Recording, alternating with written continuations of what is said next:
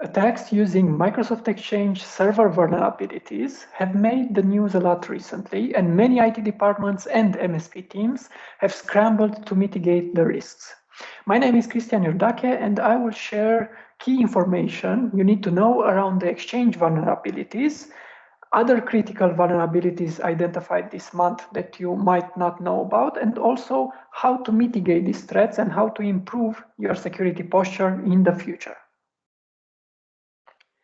So on March 2nd, 2021, Microsoft released patches for 4 zero-day vulnerabilities that were being exploited in the wild, with Microsoft assessing that Hafnium, a China-linked espionage group, was behind these initial exploitations.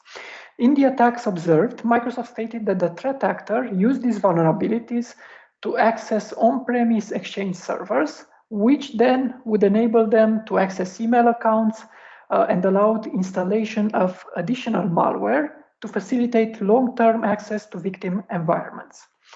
The patches were included in cumulative updates, and they were also made available for servers that were out of support. So this should give you the idea of the importance of these vulnerabilities, as Microsoft doesn't commonly update systems that are out of support. Now, while the patches are available to close the vulnerabilities, not all companies have been quick to apply them, and the danger is that these attacks will intensify, with other groups also starting to target the vulnerabilities and to integrate the exploits into their attacks.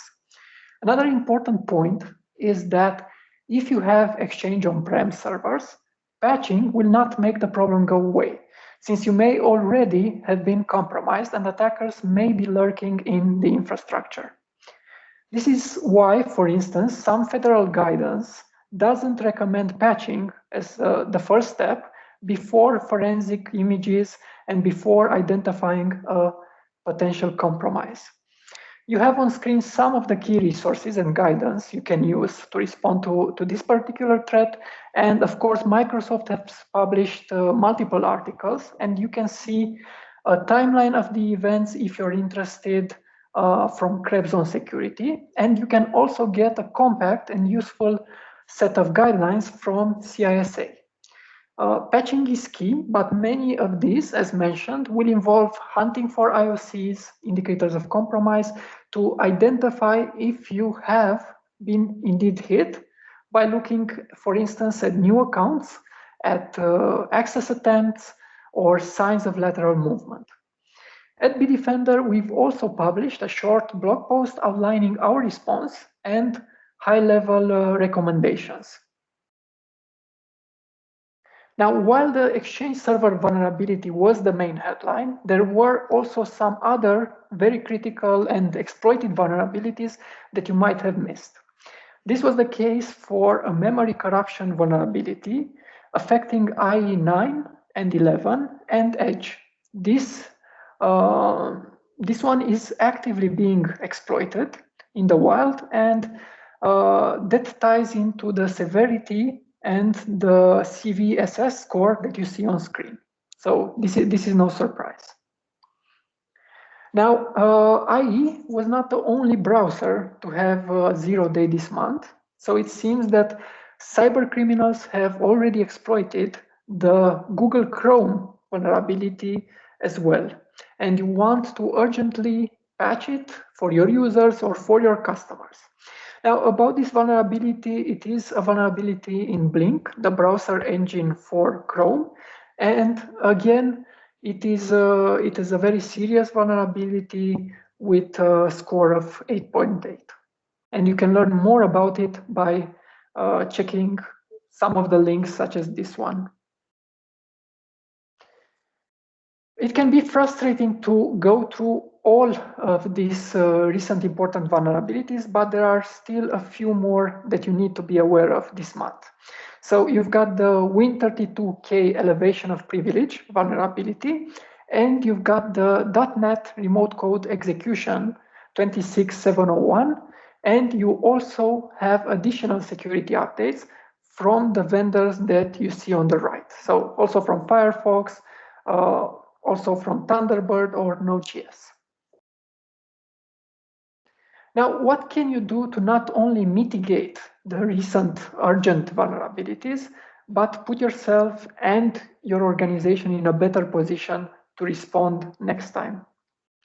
So the key steps that you want to look at, the key steps that are involved in, I would say, every patch process or every response process to such critical vulnerabilities include identifying vulnerable systems. You want to first know, for example, how many of your customers are using Exchange on-prem. As a matter of process, you would typically want to patch critical vulnerabilities as soon as possible, and you would want to look at your patch cadence and how you can improve it. In case you are hit before patching, you would want to have the prevention capabilities that can stop fileless or other sophisticated APT tools and techniques. And an important step that should be part of any incident response plan is identifying if there was a compromise and if there was, what has been the impact of this compromise. This means identifying IOCs, gathering forensics data, reporting the compromise, sending out notifications, and this comes especially if you're working with federal or regulated environments, but it can be a requirement for internal policies as well. And if a threat is identified, of course, you want to make sure that it is contained quickly and that you are able to bounce back with minimum impact. You're able to respond and recover from the threat. Now, Bitdefender can support each of these steps and can make your team more efficient, can ensure a better process. So first of all, you can use Bitdefender risk management scan to quickly identify all the vulnerable systems and see what are the vulnerabilities, the key security vulnerabilities that are affecting them, and improve your overall security score. Next, you want to look at automating patching in order to reduce as much as possible the time window for attackers to exploit these vulnerabilities. And with this, you can also get reports that show that all these critical vulnerabilities have been patched.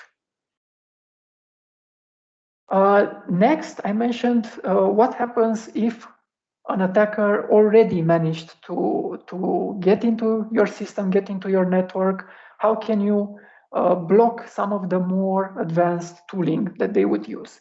So there are advanced prevention technologies such as HyperDetect in Bitdefender, tunable machine learning, or sandboxing, cloud sandboxing, or fileless attack protection that can block these breaches, can block the attacks before they become data breaches. And then you have the last two important pieces of the process. You can use Bitdefender EDR to get visibility over what's happening in your infrastructure, and you get attack forensics, resilience capabilities as well, and you're able to quickly identify potential attacks, identify the impact, support compliance, and respond to the threats with Bitdefender EDR. Now, what you want to do as an overall approach when you're taking the higher level look is you don't want to fight fires. You want to improve security posture, reduce the attack surface so that the next time an attack hits the news, a massive attack hits the news, you know you are protected. So also you would want to consider the increased risks of employees working remotely and the fact that sophisticated attackers are actively trying to infiltrate MSP networks to reach customers.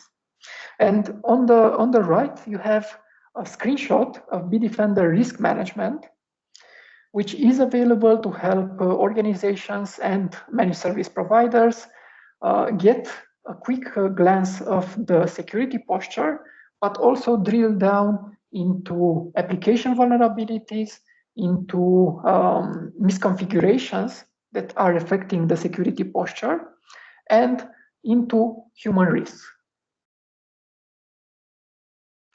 Now, if you want to learn more about these technologies that I've just mentioned, you can leverage the data sheets which are available. You can look at the demos of how to activate and how these products work, especially if you're already using Bitdefender, or you can visit our website and contact us to learn more.